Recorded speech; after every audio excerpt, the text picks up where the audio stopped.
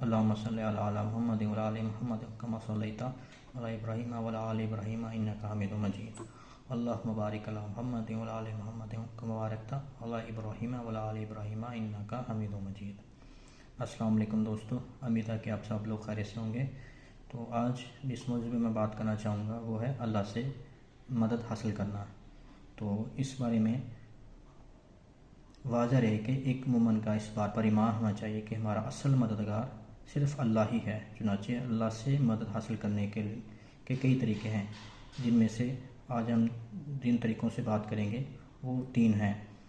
عمل میں اخلاص پیدا کرنا، ہماری جد و جہد اور عمل میں اخلاص ہو تو اللہ کی مدد کا حصول ہوتا ہے. تو اس میں عمدہ قاری صاحب بیان کرتے ہیں، نماز آپ صلی اللہ علیہ وسلم پر پریشان کن معاملہ میں نماز کا سہارا لیتے تھے، اور قرآن مجید میں بھی نماز کے ذریعے اللہ سے مدد مانگنے کا حکم ہے.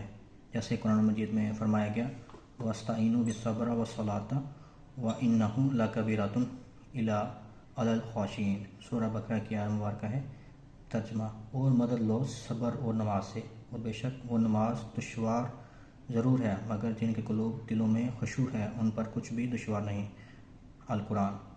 صبر اور دعا مومن کا ہتھیار ہے. ہر موقع پر دعا کے ذریعے مومن رب کی رضامندی اور مدد حاصل کرتا ہے، اور مصائب پر صبر کرنے سے بھی اللہ کی مدد آتی ہے.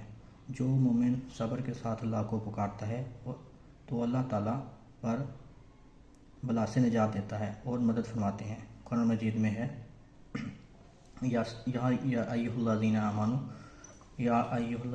استعینوا بالصبر والصلاۃ ان اللہ مع الصابرین. ترجمہ: اے ایمان والو، صبر و نماز سے سہارا حاصل کرو، بلا شبہ حق تعالیٰ صبر کرنے والوں کے ساتھ رہتے ہیں. قرآن مجید میں ہے تم لوگ اپنے پروردگار سے دعا کیا کرو، تذلل ظاہر کر کے بھی اور چپ کے بھی. واقعی اللہ تعالیٰ ان لوگوں کو ناپسند کرتے ہیں جو حد سے زیادہ نکل جاویں. ایک اور جگہ فرمائے گا وَقَالَ رَبُّكُمْ ادْعُونِی اسْتَجِبْ لَکُمْ. اور تمہارے پروردگار نے فرما دیا مجھ کو پکارو میں تمہاری درخواست قبول کر لوں گا. بیان قرآن. تو اس بات کا ہم یہی نتیجہ نکالتے ہیں، عمل میں اخلاص، نماز، صبر اور دعا کے ذریعے اللہ کی مدد حاصل کی جا سکتی ہے. تاہم اس کے علاوہ اسباب بھی ہوں جس کے ذریعے اللہ کی مدد حاصل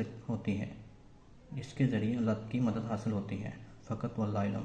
تو دوستو، آپ سب سے گزارش ہے جب بھی آپ کی مشکل پریشانی میں ہوں تو حق تعالیٰ کو یاد کریں، اللہ تعالیٰ کی مدد حاصل کریں، کیونکہ